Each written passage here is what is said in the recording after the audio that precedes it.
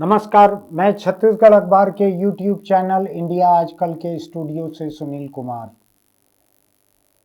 भारत में सभी जगहों पर हो रहा होगा, लेकिन मेरे प्रदेश छत्तीसगढ़ में चाकूबाजी इतनी बढ़ती चल रही है। और खासकर जो बड़े बड़े ज़िले हैं, राजधानी रायपुर का ज़िला और न्यायधानी कहते हैं जिसको, जहाँ पर हाईकोर्ट है छत्तीसगढ़ का बिलासपुर, वहाँ पर इन दोनों ही जगहों पर सरकार और अदालत के सबसे बड़े लोग रहते हैं। राजधानी में राज्यपाल भी रहते हैं। यहाँ रोज रोज ये चाकूबाजी कहीं ना कहीं हो रही है। आए दिन कत्ल हो रहे हैं। राजधानी से लगे हुए जिले धमतरी में अभी 2 दिन पहले ढाबे पर लोगों का झगड़ा हुआ। वहाँ नशे की हालत में बैठे हुए लोगों ने चाकू ले लेकर सड़कों पर गाड़ियों को रोका, उनको लूटने की कोशिश की, कहीं किसी को दौड़ाया, कुछ किया। और रायपुर से गए हुए लड़कों से उनका झगड़ा हुआ तो ऐसे 3 लड़कों को उन्होंने वहीं के वहीं चाकू से मार डाला। 3 लड़कों को वहीं के वहीं चाकू से मार डाला। जब उनको गिरफ्तार किया गया तो वो हंसते हुए बैठे थे पुलिस की गाड़ी में और वहाँ अपनी सेल्फी खिंचवा रहे थे। पुलिस को ये भी जांच करना चाहिए कि पुलिस के गाड़ी के भीतर उनकी फ़ोटो खींची किसने, जिसमें ऐसे विक्ट्री साइन बना रहे थे। वो हत्यारे विक्ट्री साइन बना रहे थे गिरफ्तार होने के बाद पुलिस की गाड़ी में बैठकर। नशे में थे ये बोल के मैं उनको संदेह का लाभ देना नहीं चाहता कि नशे में उन्होंने कत्ल कर दिया। बिना नशे के भी लोग कत्ल कर रहे हैं और नशे में तो एक्सीडेंट कर रहे हैं, कत्ल कर रहे हैं, चाकूबाजी कर रहे हैं, जो करना है कर रहे हैं लोग। क्या किया जाए इतनी गुंडागर्दी, इतनी चाकूबाजी का। लगातार नशे में हादसे बढ़ते चल रहे हैं। पति पत्नी एक दूसरे को मार रहे हैं, बाप बेटे को मार रहे हैं, बेटे बाप को मार रहे हैं, अड़ोसी पड़ोसी एक दूसरे को कत्ल कर रहे हैं। कहीं कोई बीच बचाव करने पड़ोसी पहुंच गया या परिवार के दूसरे लोग पहुंच गए, उनको मार डाल रहे हैं। और तर्क या बहाना ये रहता है कि नशे में थे। तो इसको क्या किया जाए? नशे पे कोई काबू दिख नहीं रहा है। सरकारी नशा जो कि शराब है वही कई तरह की बिक रही है। कुछ कानूनी शराब बिक रही है, कुछ गैर कानूनी बिक रही है, कुछ हाथ की बनाई हुई बिक रही है। दारू से परे बहुत खतरनाक किस्म के कई तरह के नशे यहाँ चल रहे हैं जिसमें लोग टुन्न दिखते हैं, लड़खड़ाते हुए चलते हैं। आंखें उनकी दिखती हैं कि वो कहीं फोकस नहीं है, वो अंतहीन किसी जगह देख रही है। कहाँ देख रही है आंखें उनको खुद को नहीं मालूम है। ऐसे नशे में रहते हैं लोग। बिना बात के हंसते रहते हैं, बिना बात के रोते रहते हैं, हाथ उनके कांपते रहते हैं। दारू पीते रहते हैं तो ग्लास कांपते रहता है। इतना नशा, इतनी हिंसा, इतनी लोगों की बददिमागी, नशे की हालत में या बिना नशे की हालत में कानून की कोई परवाह नहीं है। जेल जाने से कोई डरते नहीं है। शायद सबको ये मालूम है कि आप कत्ल भी करके आ जाओ, साल 6 महीने के भीतर आपका वकील आपको छुड़वा देगा जमानत पर। उसके बाद 5-10 साल तक की फुर्सत, फिर 5-10 साल बाद निचली अदालत में सजा हो गई तो हाईकोर्ट में उसके खिलाफ अपील करते रहो, फिर वहां से जमानत मिल जाएगी। लोगों की जिंदगी ऐसी ही कट जाती है। लोगों को जो हिसाब किताब चुकता करना है तुरंत कर लेते हैं। मैं इसके बारे में पढ़ने की कोशिश कर रहा था कि ऐसी हिंसा करने वाले कौन से लोग हैं। तो मुझको ये समझ पड़ता है कि चाकू चलाकर लोगों को मारना, गुस्से में पिस्तौल से गोली चलाकर लोगों को मार देना, गुस्से में किसी के ऊपर गाड़ी चढ़ा देना, ये सारे काम वो लोग करते हैं जिनको अपना हिसाब किताब चुकता करने में अदालत के रास्ते पे भरोसा नहीं है। दूसरा ये कि अपने जुर्म करने में उनको इतना भरोसा है अदालत पे कि अदालत से उनका जल्दी कुछ नहीं बिगड़ेगा और अधिक गुंजाइश ये रहेगी कि सबूत और गवाह टूटते टूटते वो छूट जाएंगे संदेह का लाभ पाकर। बड़े बड़े दिग्गज लोग, आपको ध्यान है ना, बड़े बड़े नामी गिरामी लोग, उसमें भूतपूर्व सांसद भी शामिल हैं। एक याद है ना आपको, अभी बड़ा चर्चित केस था, लंबे समय तक चला, बम धमाके का, सब लोग छूट गए। जज ने कहा कि ये जांच ठीक से नहीं की, सबूत ठीक से नहीं किए गए, गवाह पलट गए, जो गवाही के जो पन्ने थे पूरी फाइल की फाइल गायब हो गई एनआईए के रिकॉर्ड से। तो मुझको ऐसा लगता है हिंदुस्तान में मुजरिमों का अपार भरोसा रहता है जांच और न्याय प्रक्रिया पर कि उसको वो खरीद सकते हैं, प्रभावित कर सकते हैं, उसको भ्रष्ट कर सकते हैं, उसको तोड़ मरोड़ सकते हैं। फिर अदालत के ऊपर उनका अपार भरोसा रहता है कि वहां जितना चाहे उतना लंबा खींच सकते हैं। तो जब अपना हिसाब चुकता करना है तो उनको ये बात मालूम है कि अदालत में जल्दी हिसाब चुकता नहीं होगा कानूनी तरीके से, तो सड़क पे ही चाकू घोंप के हिसाब चुकता कर लो। और जब खुद की गिरफ्तारी की नौबत आए तो उनको मालूम है लंबा नहीं चलेगा जेल का सिलसिला, बाहर निकलेंगे तो ज़्यादा बड़े दादा बन के निकलेंगे कि कत्ल करके आया है इसके मुंह मत लगो, ये कोई भी धार्मिक कार्यक्रम करवा रहा है तो उसके लिए चंदा दे दो, ये वसूली कर रहा है तो उसके लिए चंदा दे दो। ये सब जगह का ये सिलसिला है कि लोग चाकूबाजी के बाद अगर जख्मी भर कर पाएँ तो उनका चंदा थोड़ा बढ़ता है, कत्ल अगर कर पाएँ तो उनका चंदा बढ़ जाता है, वसूली बढ़ जाती है, क्योंकि लोगों को लगता है कि ये एक कत्ल किया हुआ है और भी कर सकता है। मैं एक दूसरी चीज़ सोचता हूँ, पुलिस से बातचीत में उनके सामने भी कहता हूँ, मैं कुछ एक अफसर मेरे परिचित हैं उनसे कहता हूँ,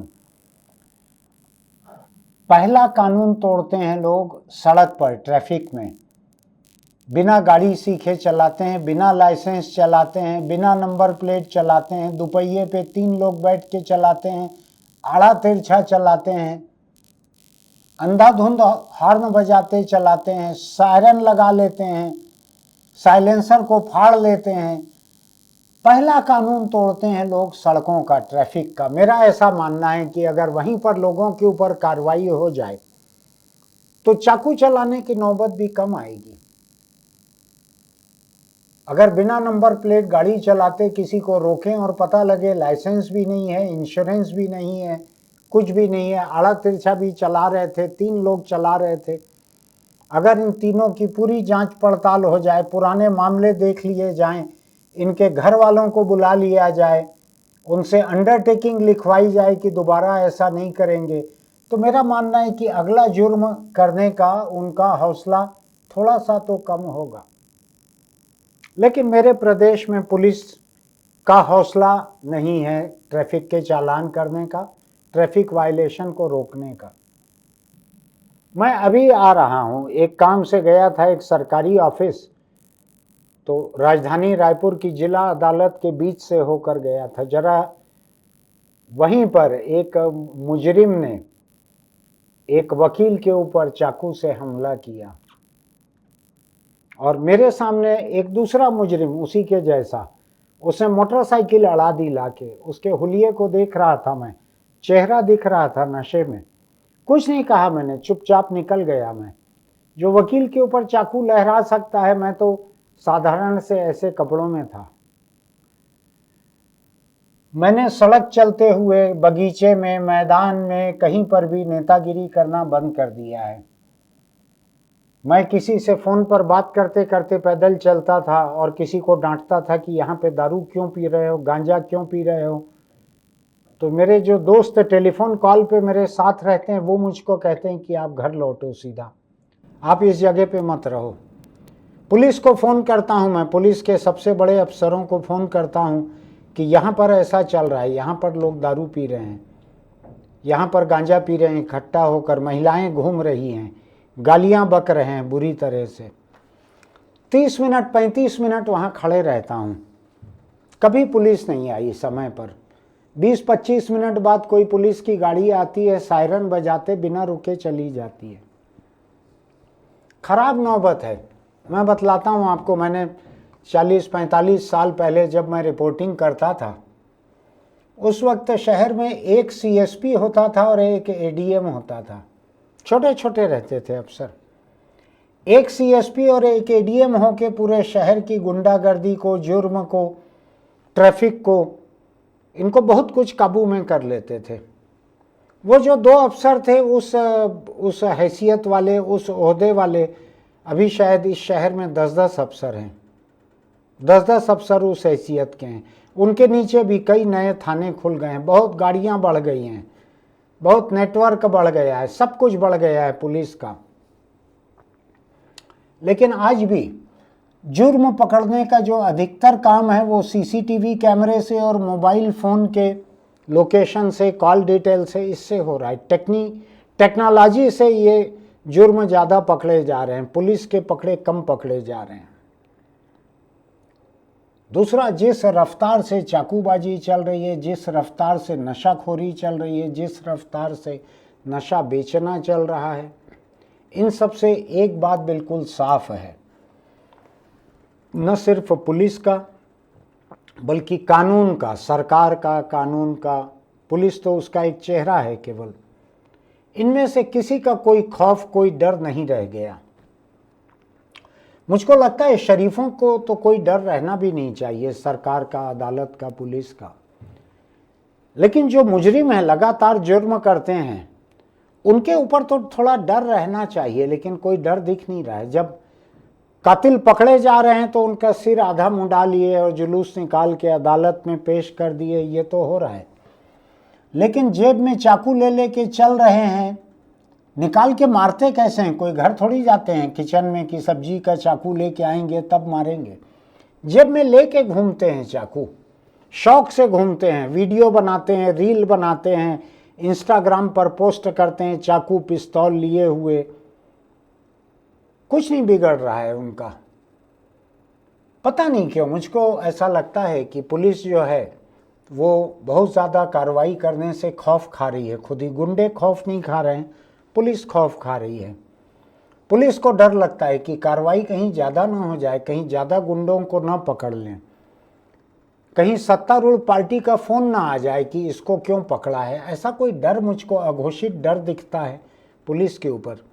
ट्रैफिक चालान के बारे में मैंने कई जिलों से बात की पुलिस वालों से। उनका कहना है कि जब चालान शुरू करते हैं ऊपर से फ़ोन आ जाता है कि क्यों कर रहे हो ऐसा, बंद करो इसको।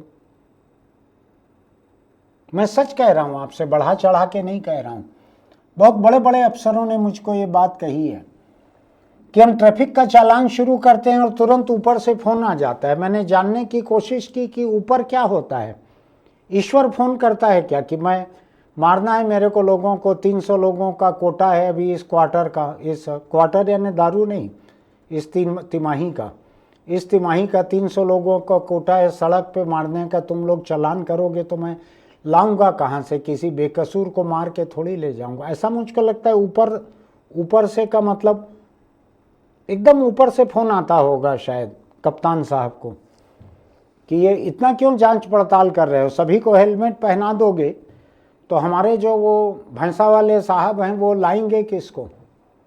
ऐसा मुझको लगता है, इतने ऊपर से फ़ोन आता है लगता है। वरना बड़े बड़े आईपीएस अफसर हैं, ऐसा क्या फ़ोन होता है कि आप अपना रोज़ का जो काम है, जिसके लिए सुप्रीम कोर्ट लाठी लेके बैठा हुआ है, हाई कोर्ट डंडा लेके बैठा हुआ है कि सड़क सुरक्षा की एक कमेटी है जिसमें कोई एक जज या रिटायर्ड जज उसके मुखिया हैं, इसके बावजूद कुछ नहीं हो रहा है। तो मेरा ये मानना है कि जब सड़क पे गुंडागर्दी बढ़ती है तो वही चाकूबाजी तक जाती है, उसका अगला कदम चाकूबाजी है।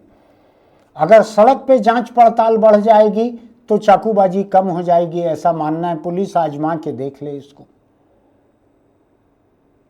सरकार में भी जो लोग मेरी बात सुन रहे होंगे, मैं तो अपील ही कर सकता हूं सरकार से, और क्या कर सकता हूं। नशा तरह तरह का बढ़ते चल रहा है, और बताऊं मैं आपको, हजारों लोगों को 24 घंटे टुन्न रखने वाला सूखा नशा जो है वो आधा किलो के 2 पैकेट में 2 जेब में डाल के कोई भी घूमते हुए जा सकते हैं। कोई आपकी गाड़ी वाड़ी वैसा नहीं पकड़ सकती। न शहर में ऐसे कुत्ते हैं पुलिस के पास जो नशे को सूंघ के पकड़ लें। कहीं कहीं एयरपोर्ट पे ऐसा फोटो वोटो में समझ में आता है कि वहाँ पे शायद हैं कुत्ते। शहर में तो केवल वही कुत्ते हैं जो काटते हैं लोगों को, कोई बचाने वाले नहीं हैं, काटने वाले भरे इधर शहर में। तो मैं बस चाकूबाजी की इस बात को शुरू करके अपने पसंदीदा विषय ट्रैफिक तक लेके आ रहा हूँ कि जो ट्रैफिक की गुंडागर्दी को खुल के कर पाते हैं, रात दिन पुलिस के सामने से निकल जाते हैं। 3 लोग मोबाइल पे बात करते हुए, ऑटो रिक्शा वाला ड्राइवर अपने दोनों तरफ 2 लोगों को बैठा के रखता है और वैसे में ऑटो रिक्शा चलाता है। किसी के ऊपर कोई रोक नहीं है। किसी बिना नंबर प्लेट की गाड़ी को, साइलेंसर फाड़ी हुई गाड़ी को, जिसको देख देख के मैं थक जाता हूं, लेकिन चौराहों पे पुलिस को नहीं दिखता, वो कहीं भी नहीं दिखता। कहीं सरप्राइज चेक होके मुझको देखने मिले कि आज 500 चालान किए गए, कहीं नहीं देखने मिलता। एक कोई जिला छत्तीसगढ़ का ऐसा है जहां एसपी हेलमेट बांट रहे हैं लोगों को।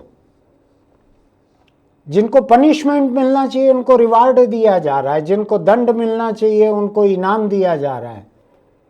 जिनके पास लाख रुपए की मोटरसाइकिल है, आप उनको किस चीज का हेलमेट दे रहे हो? लाख रुपए की मोटरसाइकिल ले सकते हैं, 100 रुपए लीटर का पेट्रोल ले सकते हैं, 1500 रुपए का हेलमेट नहीं ले सकते। वो उनको आप दे रहे हो और आदत बिगाड़ रहे हो उनकी। अब मेरी ये हिम्मत नहीं बची है कि सड़क पे 2 लोगों के बीच अगर झगड़ा हो रहा हो तो मैं जाके उनको रोकने की कोशिश करूं, क्योंकि मैं 2 गुंडों के मुकाबले अधिक शारीरिक ताकत नहीं रखता हूं। कुछ मैंने जूडो कराते सीखा हुआ नहीं है। फिटनेस लेवल मेरा जो है वो चाकू के मुकाबले काम नहीं आएगा, और हो सकता है दोनों चाकू निकाल के मुझको निपटा दें। कई जगह ये भी हुआ है। अभी 2 लोगों में झगड़ा हो रहा है, कोई बचाने गया, दोनों ने मिल के उसको मार डाला। दिन खराब चल रहे हैं। अगर आप बात कर सकते हैं तो अपने पार्षद से बात कीजिए, विधायक से बात कीजिए, सांसद से बात कीजिए और कहिए कि सरकार को कहे कि कड़ी कार्रवाई करे और गुंडागर्दी की शुरुआत, उसको रोकने की शुरुआत चाकू से कभी नहीं हो सकती, ट्रैफिक से हो सकती है। आप गुंडागर्दी को वहीं रोक सकते हैं जहां चाकू का इस्तेमाल चालू नहीं हुआ है। जिसने जेब में चाकू रखना शुरू कर दिया, जो चाकू भोंकना शुरू कर दिया, वो तो जेल जाएगा, महीना 2 महीना में जमानत पे आएगा, फिर दूसरे को चाकू भोंकेगा। उसको आप नहीं रोक सकते। तो जहां पर आप रोक सकते हैं वो जगह बिल्कुल साफ है। लोगों को पहला जुर्म करने से रोकिए, ट्रैफिक वायलेशन से रोकिए, सरकार को जुर्माना मिलेगा, गुंडों को सबक मिलेगा, लोगों को अमन चैन मिलेगा। आप सोच के देखिएगा कि मेरी बात ये ठीक है या नहीं है। अगर आपको लगता है मैं ठीक बोल रहा हूँ तो इसका लिंक अपने दोस्तों को भी भेजिएगा। हमारे इस YouTube चैनल इंडिया आजकल को सब्सक्राइब कीजिएगा, लाइक कीजिएगा, नोटिफिकेशन की बटन दबाइएगा, कमेंट बॉक्स में लिखिएगा इस बारे में आपका क्या कहना है। चलते चलते एक छोटी सी सलाह और, अगर आप बीड़ी, सिगरेट, गुटखा, तंबाकू खाते पीते हैं तो उसको छोड़ दीजिए, वरना कैंसर आपको नहीं छोड़ेगा। कैंसर तंबाकू के पीछे पीछे आता ही आता है, ज़्यादा पीछे नहीं रहता है। साल भर, 6 महीना, 1 साल, बस इतना ही पीछे रहता है। और जब आता है ना तो पूरा मुंह से लेके गला और फेफड़े तक में फैल जाता है कैंसर। बहुत बुरी मौत मारता है कैंसर। अपने आप को अपने परिवार के लिए बचा के रखिए, तंबाकू और कैंसर के लिए बचा के मत रखिए। तंबाकू में पैसा भी लगता है और जिंदगी भी लगती है, दोनों चले जाएगा। और इलाज में आपके परिवार का, अगर साधारण परिवार है तो मकान भी बिक जाएगा। मत कीजिए ऐसा। परिवार के साथ सुख से रहिए, तंबाकू को छोड़ दीजिए। फिर मिलेंगे।